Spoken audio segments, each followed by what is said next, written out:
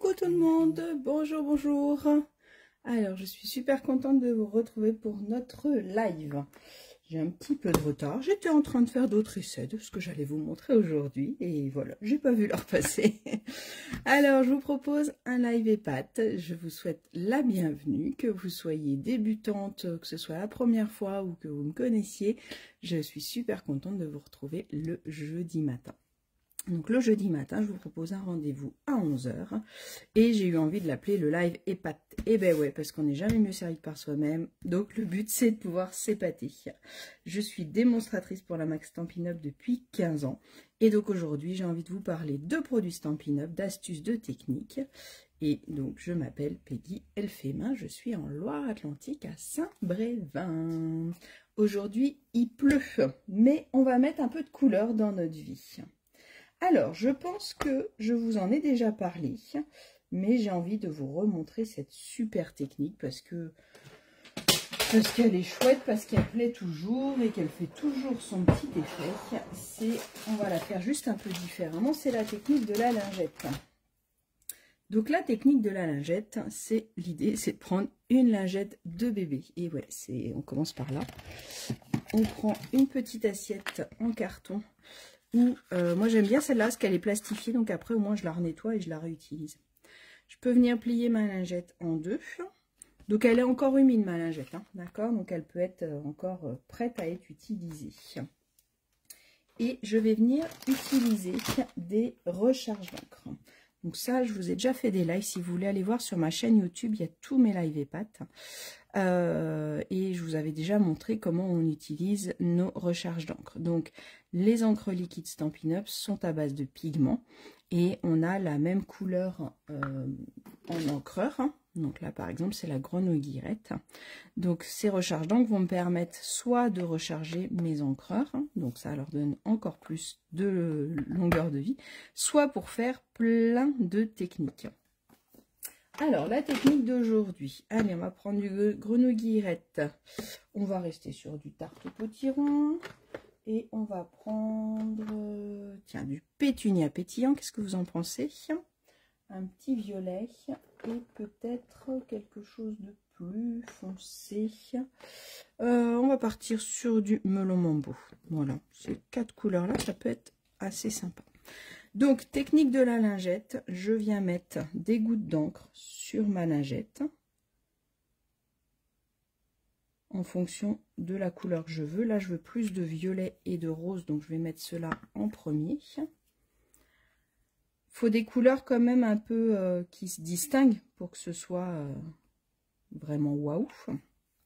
Et c'est bien de mettre, là c'est pour ça que je mets un petit peu d'orange, de mettre quelques gouttes d'une couleur complètement différente pour bien raviver le reste. Et puis une petite goutte de vert. Hop, voilà. Donc là j'ai utilisé grenouille guillerette, tarte au potiron, melon mambo et pétunia pétillant. C'est bien d'avoir les noms parce que du coup derrière quand j'aurai fini mes cartes je vais pouvoir je vais pouvoir utiliser mes bases de cartes de la même couleur, ça fera encore plus ressortir le motif. Alors attendez, je remets un petit coup sur mes tampons. Alors le tampon que j'avais envie d'utiliser avec vous ce matin, c'est celui que j'utilise pas mal en ce moment, c'est Impression Fleurie. Je le trouve vraiment magnifique. Les fleurs, elles ont vraiment un style très très sympa. Au niveau des textes, on a je te remercie infiniment, merci d'être là pour moi. Donc on peut s'amuser à faire plein de combos. C'est avec ça que j'ai fait mon club de cartes du mois que je vais vous présenter très très rapidement. Donc là la référence est 165 607, mais sinon elle existe dans en lot avec le die et elle fait partie de la promotion du mois. Donc on peut avoir 50%. Alors je vais prendre, hop, des feuilles, n'importe lesquelles. Et je peux venir tamponner, du coup, plutôt que d'utiliser un encreur, je vais utiliser mes encres. Et n'hésitez pas, moi j'aime bien, c'est venir tamponner plusieurs fois à des endroits différents. Et je peux venir tamponner mes fleurs. Voilà le résultat que ça donne. On a aussi l'autre fleur, hein, puisque du coup à chaque fois on a les deux. Donc on peut venir faire ça, d'accord? Après, ce qui peut être chouette aussi, Pétunia pétillant, où es-tu? Voilà, il est là. Ça va être plutôt, moi je préfère faire ça, je pense. C'est que je vais venir, attendez, hop, on va nettoyer le tampon comme il faut dans ma boîte, ce sera mieux. Hop là.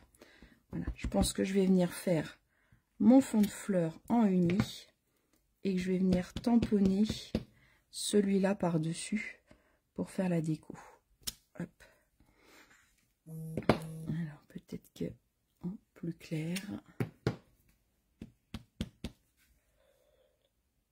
Tchac, tchac, tchac, tchac, tchac. Je cherche. Donc là, c'est la plus grande feuille qui est la plus facile à trouver. Hop. Et voilà les différentes fleurs qu'on peut avoir. Donc ça permet vraiment d'avoir un joli parc de fleurs, on va dire. Et là, ce que j'avais envie de vous montrer, c'est de faire un petit peu l'inverse. C'est-à-dire que on va venir créer un fond. Après, on viendra coller nos petites fleurs unies par-dessus. Je suis en train de chercher, j'avais découpé des petites fleurs. Hop, elles sont là. Pour pouvoir vous montrer. Et donc là, je vais venir prendre ma base de feuilles et je vais venir directement la tamponner sur mon papier. Alors de façon aléatoire, j'essaye de ne pas rester trop longtemps sur ma lingette pour pas trop mouiller mon papier, hein, puisqu'il y a déjà l'humidité de l'encre. Et regardez les fonds que ça peut me faire. Alors soit je fais ce fond là, je viens le découper avec mes die et puis ça me fait mes fonds de fleurs, soit je l'utilise en fond de carte. Regardez, avec du pétunia pétillant.